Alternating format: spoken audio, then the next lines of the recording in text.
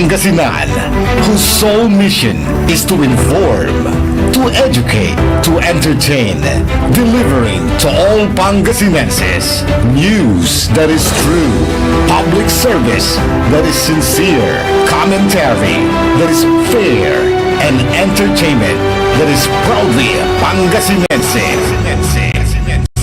This is your DWJE 88.1 FM Radio Pangasinan, going beyond just being number one, working towards total domination. Jad Dagupan, walay saksakaya radio station ya iyayag nasaray Dagupenyo. Jad mamalingling, mangin, Paborito. mayombo, Paborito. pantal, Paborito. poblasyon weste, Paborito. Jad Paguchiko, Paborito. aya, so 88.1 Radyo Pangasinan. Popular sa balita, popular sa musika. Pangasinan Govwaves Network Corporation. Sa Pangasinan, we are the number one pop music station. DWJE 88.1 FM Radyo Pangasinan. Paborito. Paboritong ang kabataan at matatanda.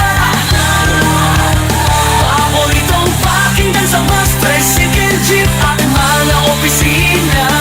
Paborito mo, paborito ko, paborito natin lahat. DWJE 88.1 FM Radyo Pangasinan.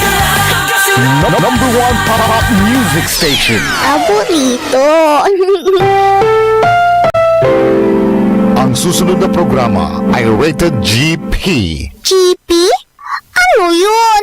Garantisadong pampaborito. SPM Saray Balitan Matuwa ed Radyo Pangasinan. Programan magipasabi na saray matuwan nagagawa ed balay, probinsya, bansa, tanjat intiron mundo. SPM Saray Balitan Matuwa ed Radyo Pangasinan. Kaulo, Kantabayo, say lawas karo tang kapaborito yo. Joseph Kanilang Bacanihes PM Saray Balitan Matuwa ed Radyo Pangasinan. Lunes hanggang Biyernes alas 9 hanggang alas 10 na kabuwasan. SPM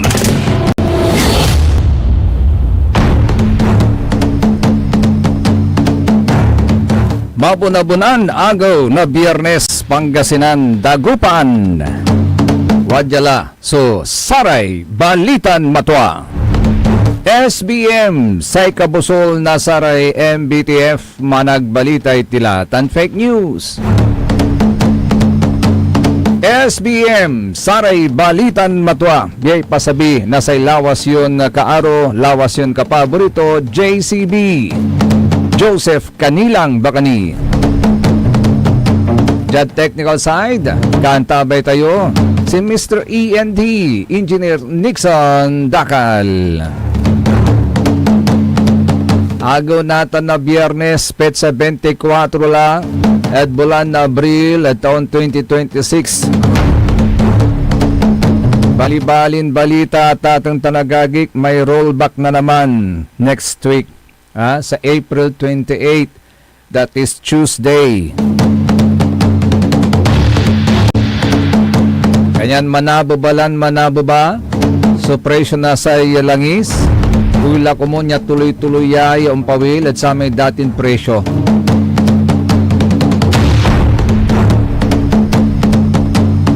Oh, by the way, para sa may mamaplano yung tagam at sa barangay election, lulagyang gapunitan so ibabagadan suspension lalamat o extension lalamat nasa tay barangay and SK election at ipapakabat natan nasa COMELEC at ating tanagagig yadjad pa nang i-file natan nasa may certificate of candidacy at kaukulan la sa pangipasayo nasa tay birth certificate ni kinumpirma mismo ng Commission on Elections COMELEC Chairman George Erwin Garcia i-require pa po, na po nila i-require na nila ang pagsasama ng birth certificate sa paghahain ng Certificate of Candidacy para sa 2026 Barangay and Sangguniang Kabataan elections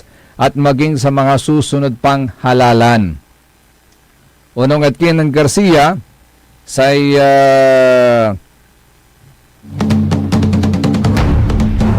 gagamtan nasayan gangan at tapian jaruntan at naiwasan so sa may kaso na saray material misrepresentation at arapan Iran eleksyon. Ganon din ang diskwalifikasyon ng kandidatura hinggil sa issue ng citizenship kwanto. So sa kwanto natin ng Garcia, we want all certificates of candidacy to include a birth certificate. That is for us to check where and when a candidate is born to avoid issues of underage and citizenship. They should prove where they were born and what their citizenship is through attaching a birth certificate kwanto. Pero, Chairman, may gray area ulit kung citizenship ang pag-uusapan. Kasi pwedeng mag-appear sa birth certificate na siya ay pinanganak sa Pilipinas, pero may mga panahon as the candidate come to age, agauntan, wala rin man na abroad, wala rin unlad Amerika, magmamaliya American citizen, wala rin unlad Canada, magmamaliya Canadian citizen, wala rin unlad bansad Europe, yung magmamaliya Iran citizen at sara may bansad Europe. Pero kasabida dya, at wala may pankanaw-nawa yan ay dan Iran na may pankanaw-nawan untagam, magauntan, questionably ulit yung citizenship. Hindi mo makikita, ang makikita mo lang doon, pag pinanganak siya, siyempre dito sa Pilipinas, automatic Filipino citizen siya, gauntan. Pero pag nanumpa siya sa ibang bansa, acquiring citizenship therein, at ipulisay tutan sa Philippine citizenship to, that's another question. At any rate, yan po yung panuntunan ngayon ng Commission on Election. Kanya no sara may man paplanon ng tagam dito na itarya yula tay birth certificate yo and make sure yang gapoy discrepancy at sa tay birth certificate yo nagkalalo lad sara tay spelling ng ngaran. Engineer Nixon, dugami spelling ng ngaran mo. Ay importante ito nagagik so spelling ng ngaran. There is a big difference kasi no say walad birth certificate mo at halimbawa sa ngaran niya Nixon, NICXON, pero say pakanta na sare totoo ta kabkabat damalanti si former US President Nixon ya NIXON si katutay susulat dan nanay at saray kada man pa-enroll ka ay balbalaga problema tan na ani. Kanya apig figure yo no antutan so insulat yang ngaran na sari atin yo birth certificate mga lakay birth certificate yo ta si katuman so tuntunan nyo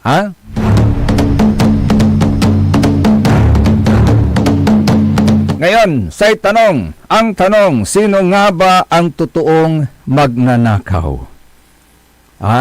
Sino nga ba ang totoong magnanakaw? Ne walay statement to yung pawayto ng Vice President Sara Duterte. Yajad sa ikwanto atatong tanagagik basan ko si kayo. Interaminte. Ang gapoy kulang, ang gapoy sobra, ang gapoy bawas. As is, yabasaan ko. Pahayag kwanto jay. Mga kababayan, kwanto, for nearly a decade, Mr. Antonio Trillanes IV has been peddling the same incredible story about alleged billions in bank accounts. From 2016 to 2026, nothing in his narrative has changed. What has changed, however, is the machinery now backing him. Kwanto. Today, kwanto, he is backed by a sitting president who must be compelled to submit to a simple drug test. Low-bender members of the House of Representatives that have received maletas and have repeatedly disregarded constitutional limits. A commission on audit that appears to time its issuances in a manner that conveniently aligns with political attacks, and newly installed AMLC officials who remain silent and refuse to clarify that there have been no findings of violations of anti-money laundering laws and the billions of peso in bank accounts are untrue. Hindi rin maikakaila ang timing ng lahat ng ito.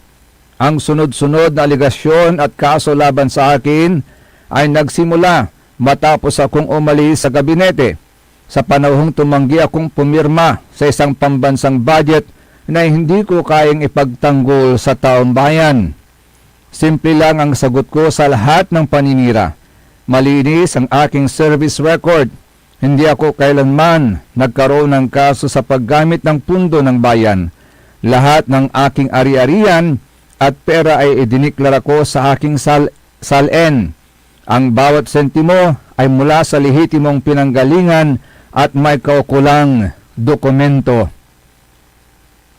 Ang mga totoong magnanakaw, kanto, hindi sa bangko pinapasok ang pera, kundi sa maleta, kanto. Mga kababayan, habang lalong lumalalim ang paggamit at pang-aabuso ng administrasyon sa ating mga institusyon para sa politika, lalong nahahalata ang kanilang takot na managot kung gaano katindi ang paninira sa akin. Ganon din katindi ang katahimikan at takot nilang managot sa bilyong-bilyong pisong ninakaw, inilagay sa maleta at inilabas sa bansa. Nasaan ang malinaw na sagot sa mga bilyong-bilyong piso sa flood control projects? Nasaan ang konkretong solusyon sa patuloy na pagtaas ng presyo ng bilihin, sa kahirapan at kagutuman? Nasaan ang direksyon sa usapang pangkapayapaan sa Mindanao? Nasaan ang tunay na independent foreign policy? At nasaan ang agarang aksyon sa mga krimen na patuloy na nararanasan ng ating mga kababayan? Huwag kayong magpalinlang sa ingay na impeachment na ito dahil ang tunay na laban ay para sa kapakanan ng mga Pilipinong dumadanas at dumaraan sa tuminding hamon ng buhay araw-araw. Syukran, kwanto. Si Katutan, so statement to, i-empower ito kanuman ng Vice President Sara Duterte. Actually, wala mo sa pimaway, may reaksyon. Kabat yun ni former politician Manny Piñol. Walay sulat tumatatatang tanagagik yung paway ito. At sa taing pakadawit na ngaran na sakya Sami Oy. Yasay kwanto natin na former politician Manny Piñol, Sami Oy, a collateral damage in the dirty game of politics, kwanto. Sa kwanto jay, basan kumat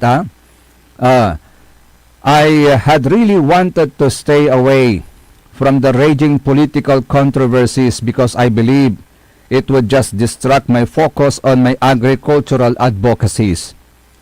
Yesterday, however, I was shocked to hear the name of an old friend unjustly vilified and destroyed before the whole nation simply because of his friendship with former President Rodrigo Duterte. Now I have to go public to defend this man whom I consider a dear friend. Kwanto?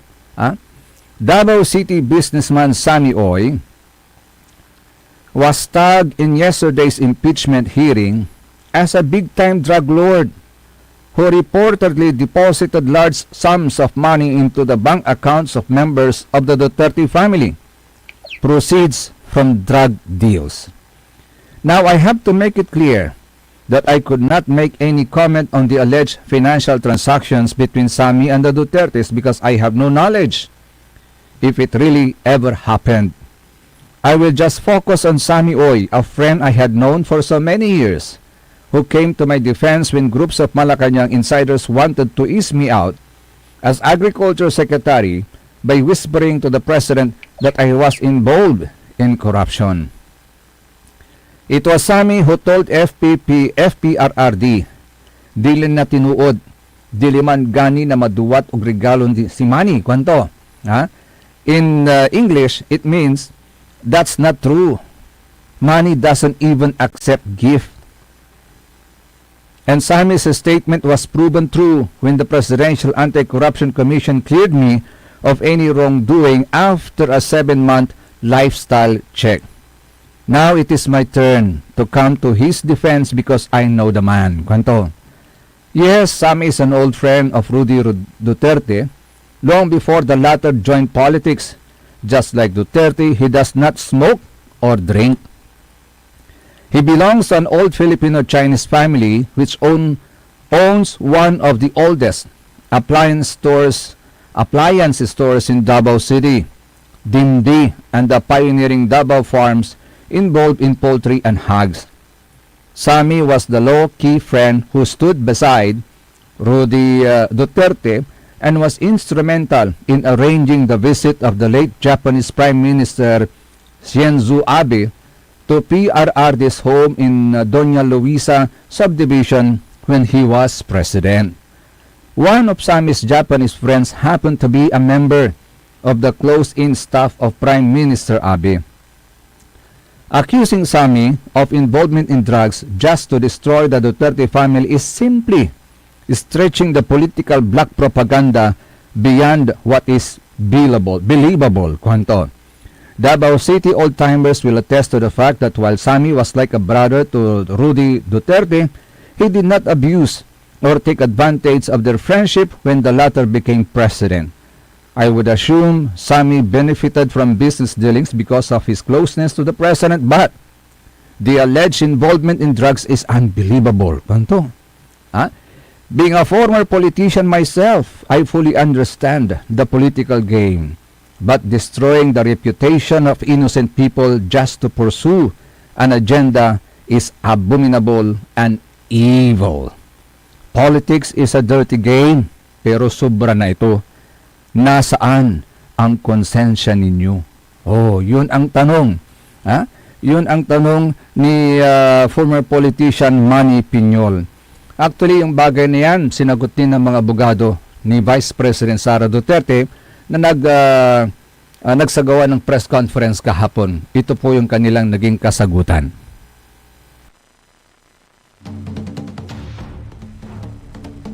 Personally knowing Samuel Uy, hindi namin napag-usapan pa.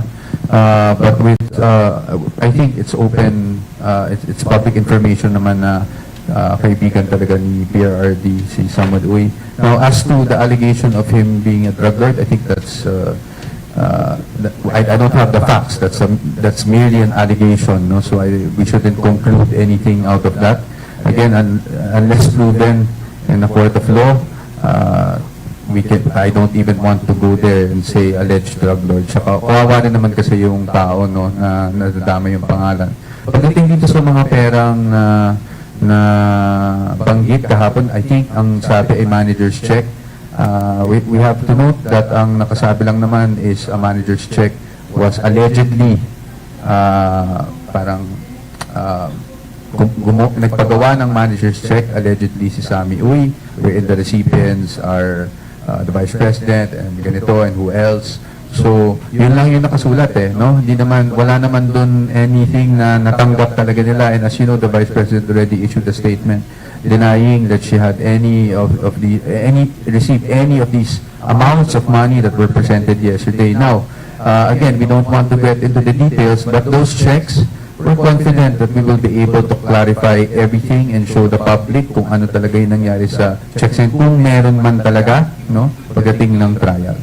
Legal strategy. And as we said, hindi naman kami yung tipo ng mga abogado na gusto nakikipagdebate sa media. We would rather do this through the processes, no? And probably even in the impeachment court kung umabot doon.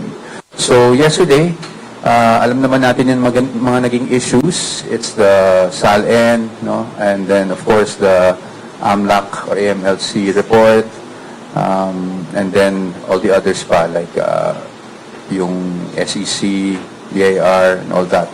So ang main focus naman kasi, and of course the testimony of former Senator Trillanes, no? Mirapat lang namin na sagutin yon sa inyo. Although, hihingi ulit ako ng paumanhin dahil nga hindi magiging madetalyeng sagot namin. One, dahil we only received the documents, no, earlier today, this morning, at sa totoo lang, we haven't had the chance or the time to really peruse over all of these documents that were given to us by the House. And secondly, as you know, our position has been firm, no? And that's why we filed a petition before the Supreme Court questioning the proceedings. And thirdly, it's because kailangan malinaw sa atin kung ano ba talaga ang sakop ng isang impeachable offense. Diba? Very clear naman po sa Sara Duterte versus House of Representatives, yung huling desisyon ng ating Supreme Court ng impeachable offense only refers to offenses allegedly committed while the impeachable officers occupying that impeachable office. So we're talking about 2022 to present. So kailangan po malinaw sa atin yon. And of course, legally, kung pwede lang, we will confine ourselves to that. But naiintindihan ko naman, no, the questions that the public may have. And that's why we are here today to try and answer all of your questions. So, without further ado, perhaps... Actually, may AMLC mga kapaborito during the Justice Committee hearing at wala mo so in raise to concern si Congressman Marcoleta ni pakarad satay impangipaway na satay AMLC records nyaman. So, may reaction to ng Congressman Marcoleta. For the record, whether this committee may require submission of AMLC records without a court order under the Anti-Money Laundering Act of 2001. Suspicious transaction reports and covert transaction reports are confidential and may only be disclosed upon order of a court.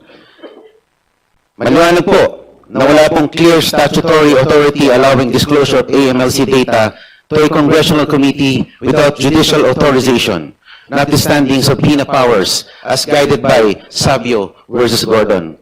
For the record, I respectfully seek clarification of the committee regarding this matter. And if I may also cite Madam Chair, the Anti-Money Laundering Act provides the state with a means to investigate suspicious financial transactions within a framework of judicial supervision. The Anti-Money Laundering Council is authorized to inquire into bank deposits even without the prohibition within the bank secrecy law, provided that the court order is issued by the courts. At may tanong din po ako. I will just paraphrase it into a manifestation since I'm not allowed to raise questions. I take it to mean na pag suspicious yung transaction, ibig bang sabihin na ito ay illegal na o unlawful na?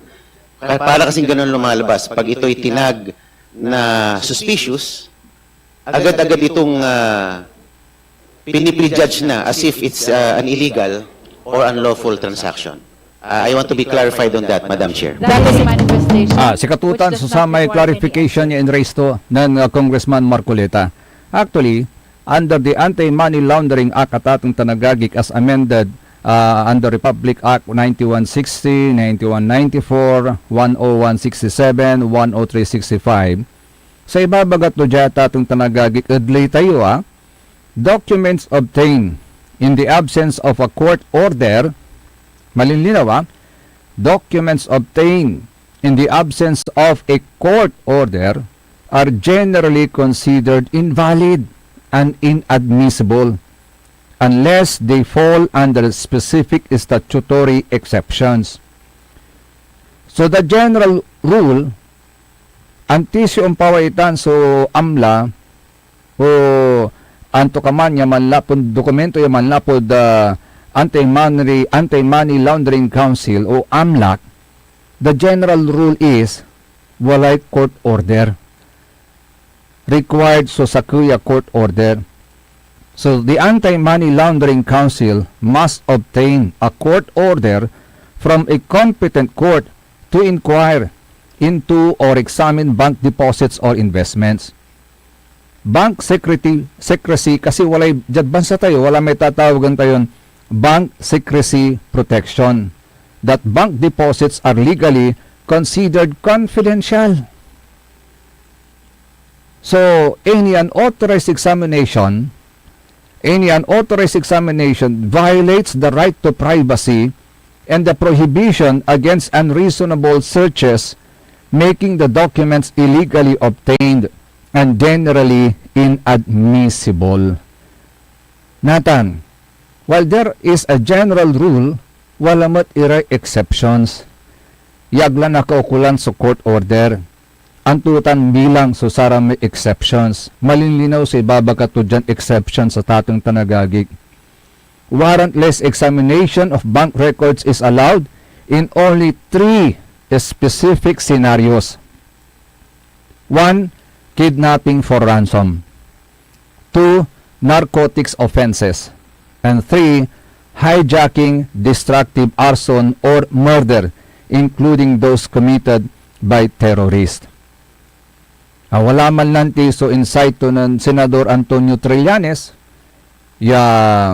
may manlapod allegedly kinan Mr. Uy ibabagadan allegedly drug money. Pero paano damat anta that is a drug money? Singasama ibabagadamot nasama abogado ng Vice President Sara, bakit convicted na ba si Mr. Uy para tawagin natin siyang drug dealer or membro ng drug syndicate or drug lord for that matter? Hanggang pumat. So, may decision na Korte Suprema pinpointing Mr. Uy as a drug dealer, drug lord, tagmat apriso. Hanggang pumat susintensyon na sa Korte. So, how can they say, kwanda natin niya rito, tapat natin nasa rito, paano danibaga, amay interton, kwarta naman bilang wala interto, at nanlapo o droga. Convicted ba siya? Proven ba na siya drug lord? Proven ba na yung pera niyo galing sa drugs? Diba? So, we have to think, we have to analyze mga kapaborito. No, ang turaratay statements dapat we have to learn from those statements.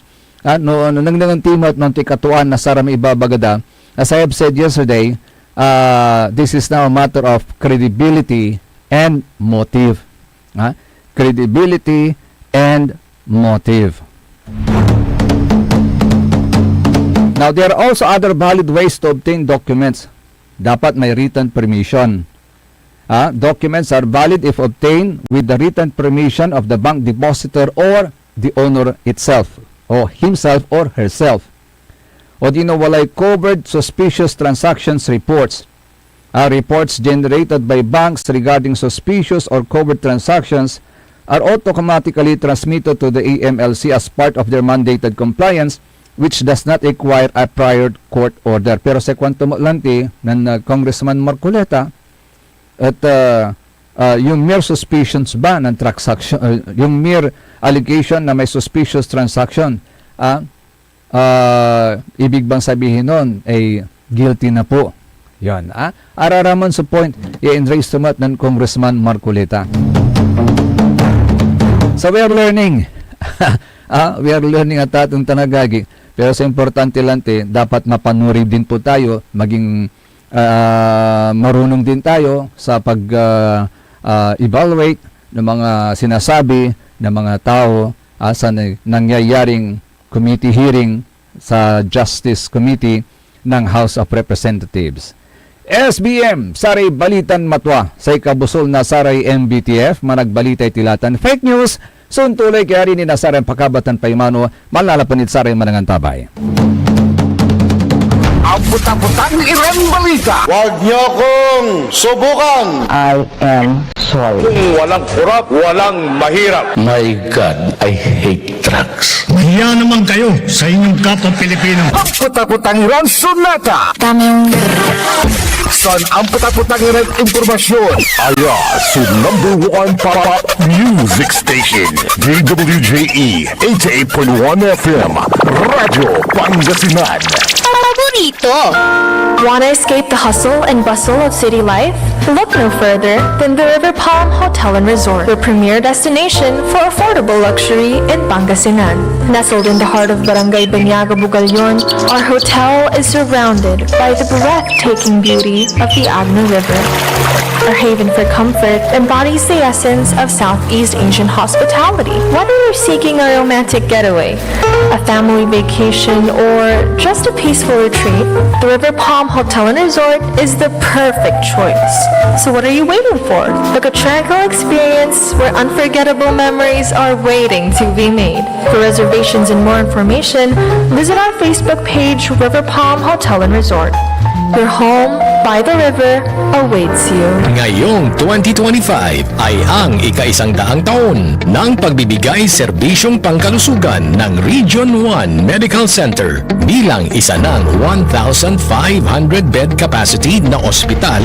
Mas marami pa ang mapapagaling at buhay na madudugtungan ng ospital di lamang sa Pangasinan kundi sa buong Northern Luzon sa tulong ng 12 accredited residency training programs at 13 active specialty centers nito: Cancer Center, Dermatology Center, Eye Center, Heart Center, Toxicology Center, Burn Care Unit, Center for Mental Health, Acute Stroke Unit, Geriatric Center, Infectious Disease Center, Kidney Transplant Unit, Lung Center at Trauma Center. Patuloy na mangunguna ang R1MC sa pagpapaigting at pagpapaibayo ng dekalidad na healthcare delivery hanggang sa susunod na siglo.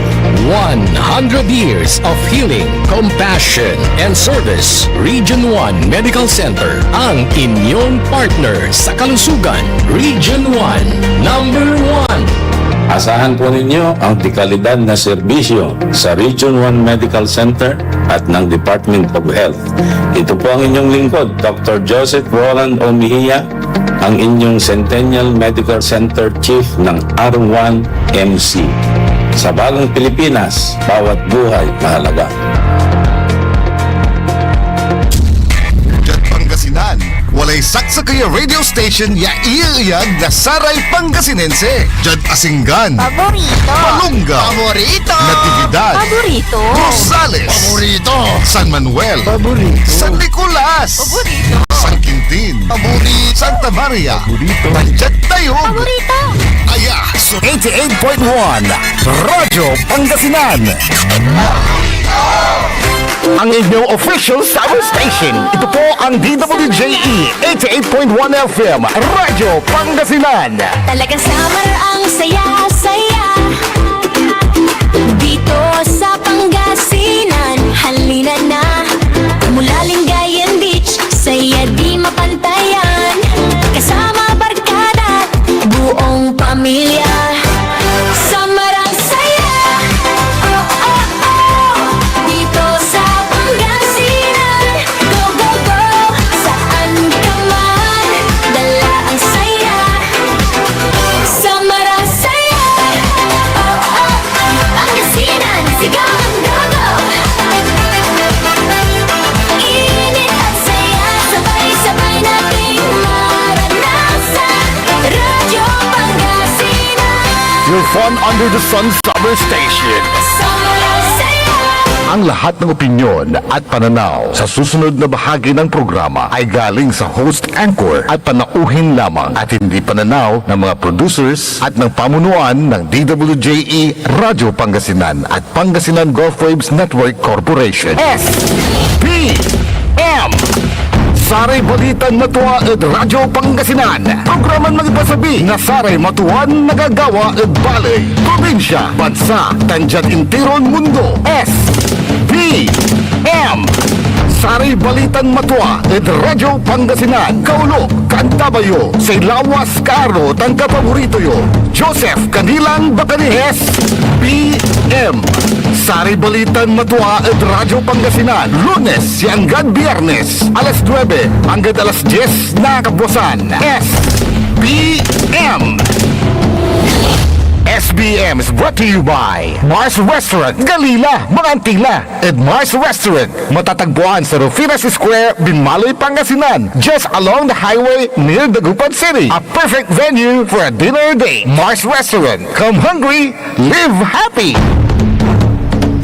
Indeed, mga kapaborito, come hungry, live happy sa Mars Restaurant. Operating hours 4 p.m. hanggang 11 p.m. po. Bukas din po sila for lunch reservations. Just inform them ahead of time.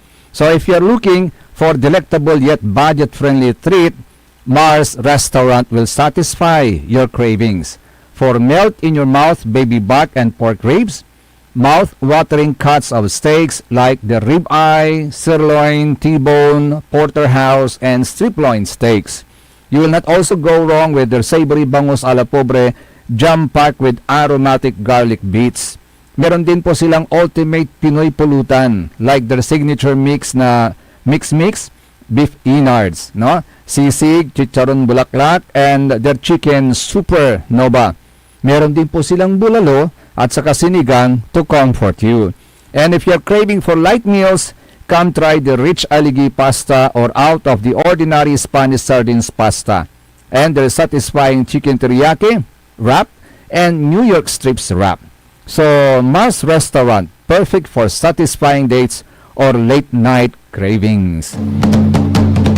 Likewise, hello and good morning sa mga regular na taga-pakinig po natin at taga-subaybay ng SBM na Saray Balitan Matua, lalong-lalo na kay Sir Maxi Solis, kay Nanay Bihing, yan, always naka-monitor din sa atin.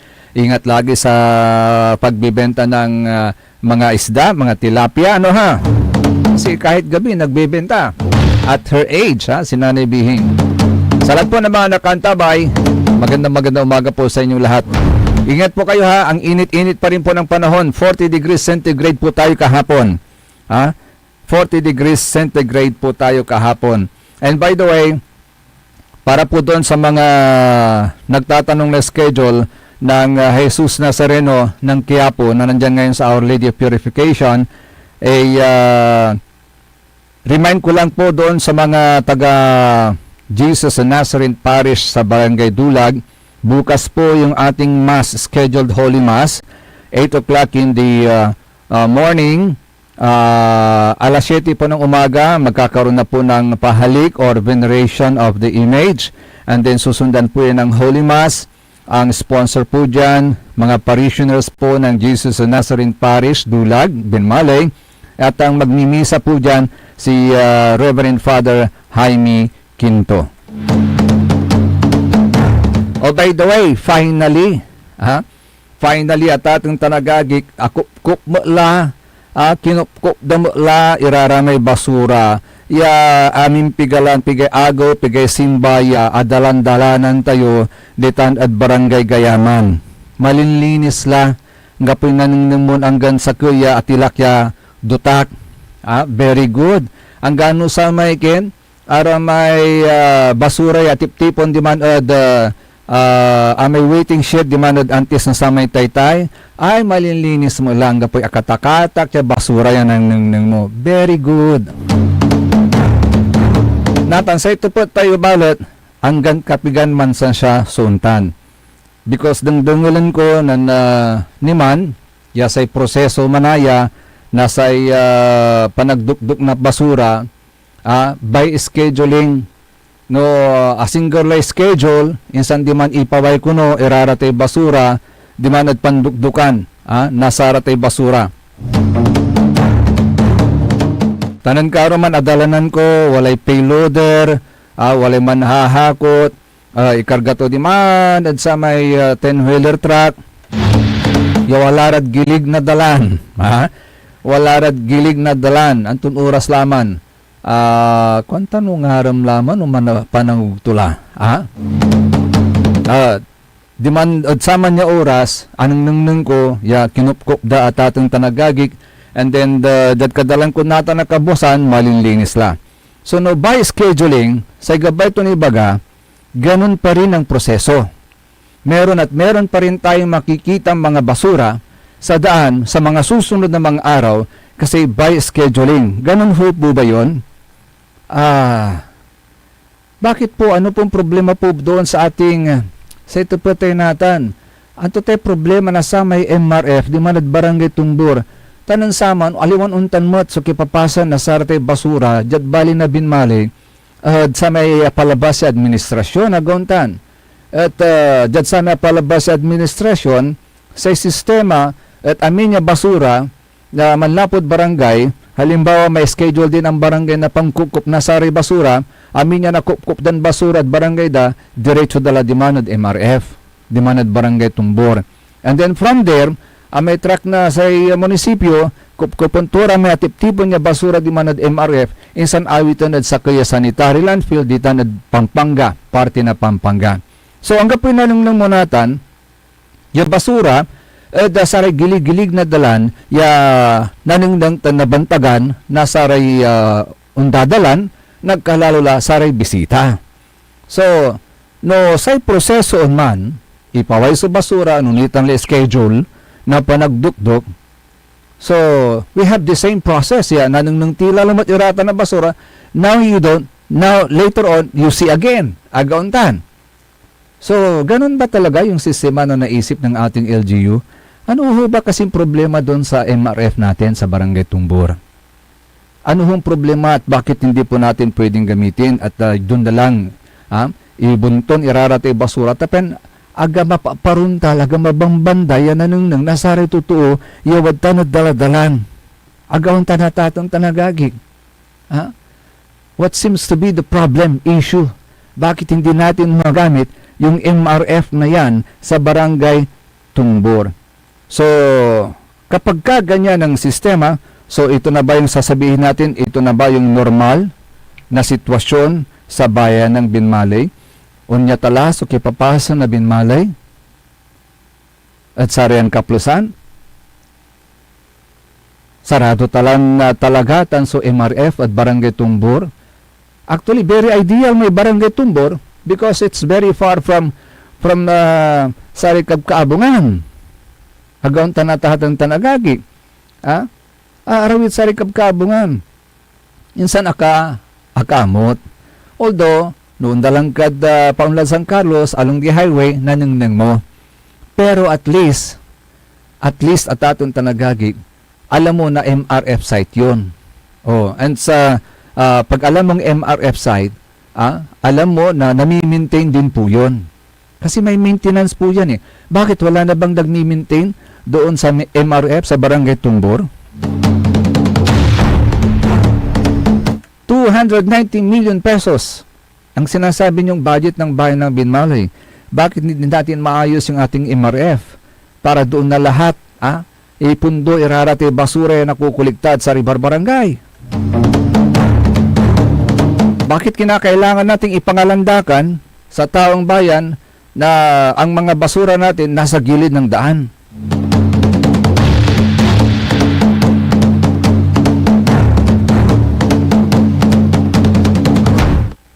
Yun ang hindi natin maintindihan. Meron tayong MRF, pero hindi natin ginagamit. Bakit kaya? What's wrong? Anong nakakapigil sa LGU ng Binmalay para gamitin yung MRF? Wala bang mga tao dyan na nagmimintina, nag-aayos ang MRF natin? Oh, by the way, kumusta na po yung serbisyo ng pamana?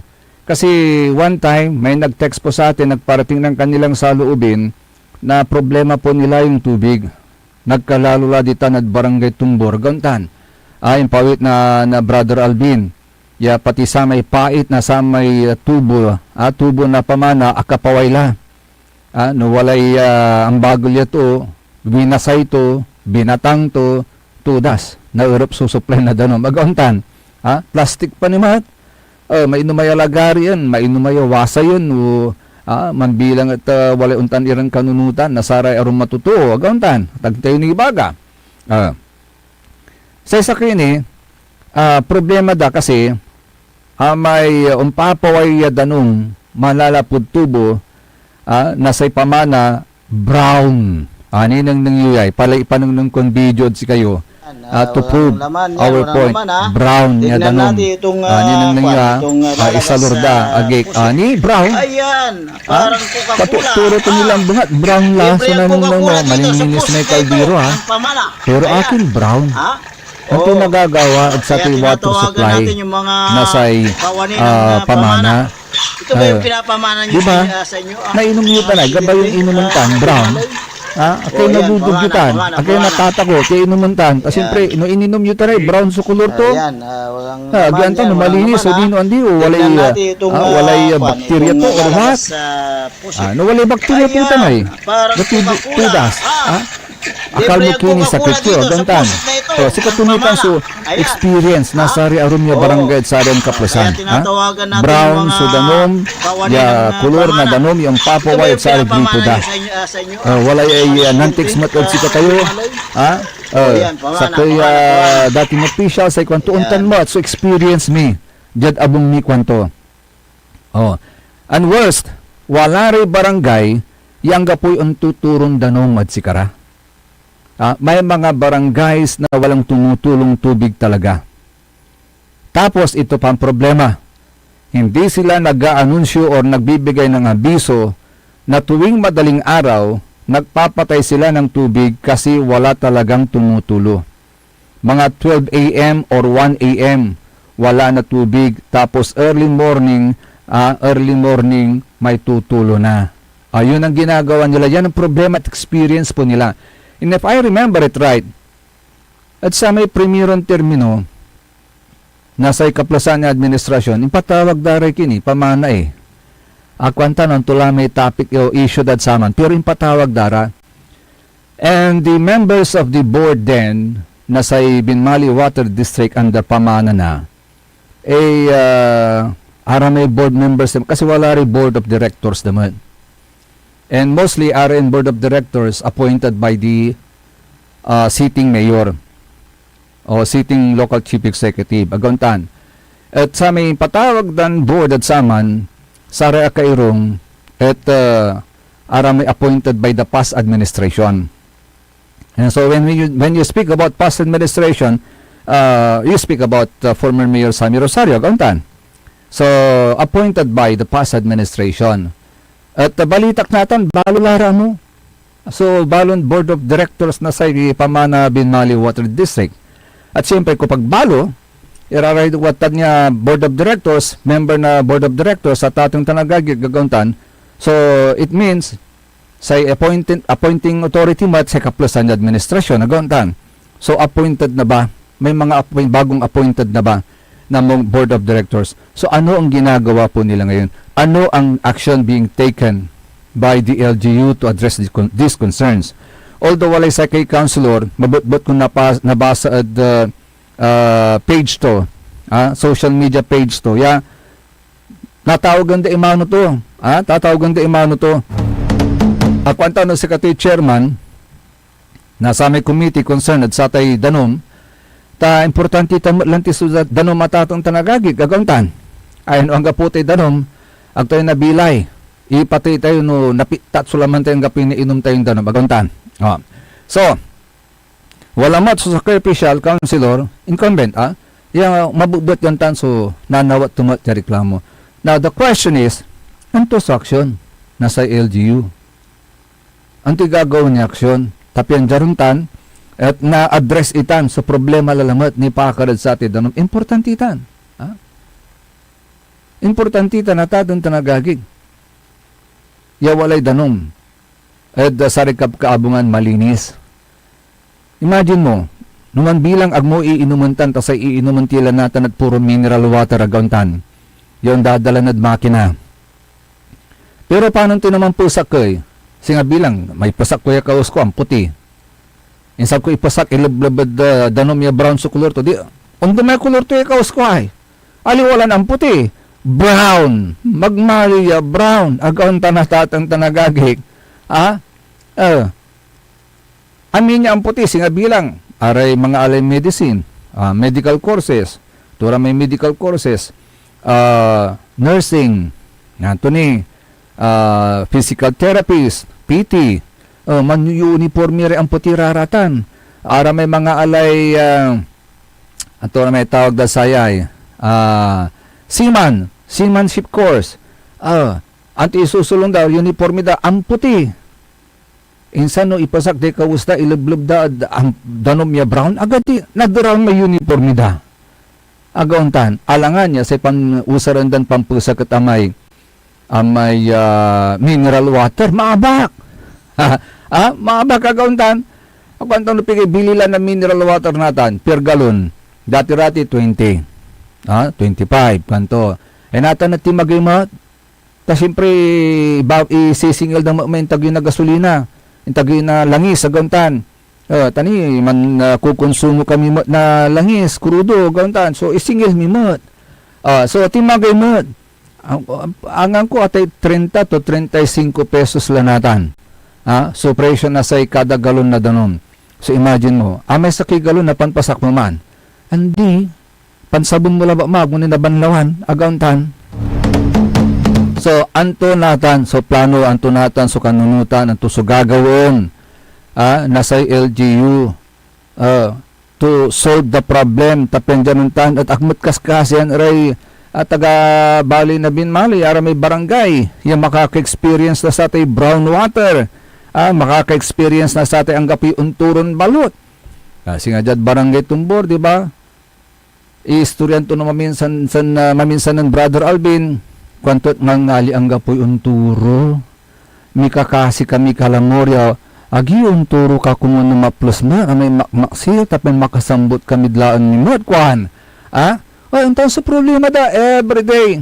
Inagwagaw lay untan susamay sasakbaton dan krus. At sa ti problema da danom.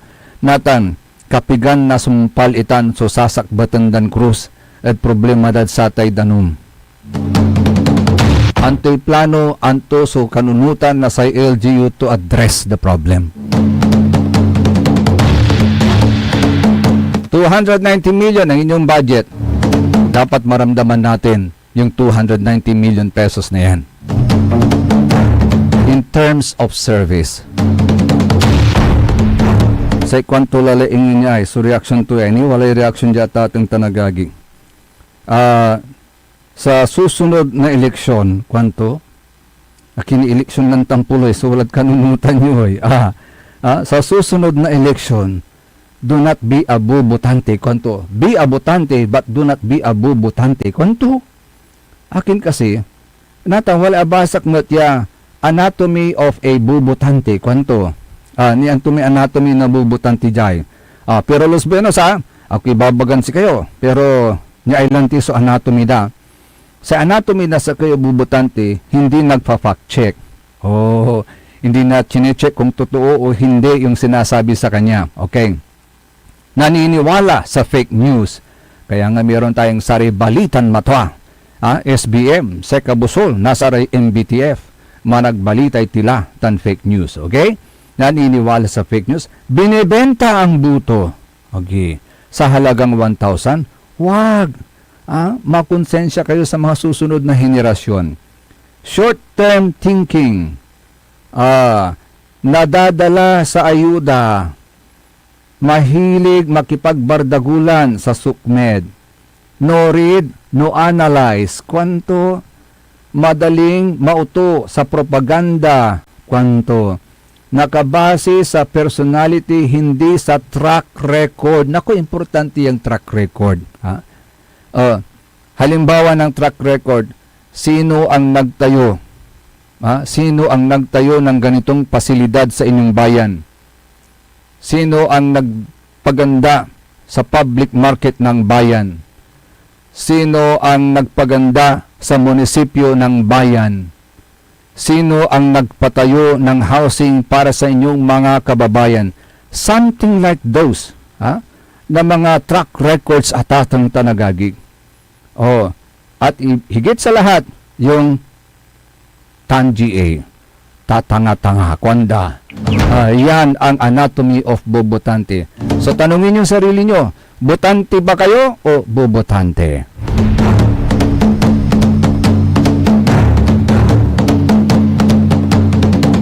Hanggang pala yung malam, yung oras ay atin talaga, geek, and because it's Friday today, see you again on Monday sa isa pang edisyon ng ating SBM, Saray Balitan Matwa, sa kabusol na Saray MBTF, managbalitay tilatan fake news. Akala ba kantabi lang mula sa ilawas yun, kaaro lawas yung kapaborito, JCB, Joseph Kanilang Bakani. The technical side, si Mr. END, Engineer Nixon Dakal. Antabayan ang susunod gaga ng number 1 ni kapaborito Joey Baby dito lamang sa number 1 Pop News 6 Station ng Malawigan ng Pangasinan. DWJE 88.1 FM Radio Pangasinan Paborito. SPM Saray Balitan Matwa at Radyo Pangasinan. Programan magpasabi na Saray Matuan nagagawa at balay. Probinsya, bansa, tanjat intiron mundo. SPM Saray Balitan Matwa at Radyo Pangasinan. Kaulo, Kantabayo, sa Lawas Karo, tangka paborito yo. Joseph Kanilang Bakani. SPM Saray Balitan Matwa at Radyo Pangasinan. Lunes hanggang Biyernes, alas 9 hanggang alas 10 na kabuwasan. SPM Tired of the stress and noise of the city? And looking for the perfect getaway? Good thing there's J-Max Resort Hotel. Cozy rooms, a refreshing pool, and a peaceful escape for the whole family. Whether you are on a trip, a barkada outing, or even solo retreat, J-Max Resort Hotel is the perfect destination. So pack your bags, leave the stress behind, and discover the place where relaxation meets comfort. J-Max Resort Hotel, your perfect place for any kind of occasions. J-Max Resort Hotel is located at Villanueva Street, Poblacion Norte, Santa Barbara, Pangasinan. For inquiries, you may call at 0947-980-3263 or 075-636-8479. J-Max Resort Hotel. Mga kababayan ko sa Malasiki, ang maayos at maunlad na komunidad ay nagsisimula sa ating lahat. Makilahok sa mga programa ng ating lokal na pamahalaan, kalinisan, kalusugan, at kaayusan. Mag-segregate ng basura, sumunod sa batas trapiko, at suportahan ang mga proyekto ng barangays. Tandaan, ang pagbabago ay nagsisimula sa simpleng disiplina at pakikiisa. Sama-sama tayo para sa mas ligtas, malinis at maunlad na bayan ng Malasiki. Ang LGU at mamamayan magkaisa para sa kinabukasan. Ako po ang inyong lingkod, Mayor Alfe Soriano ng Bayan ng Malasiki. Sama-sama na naman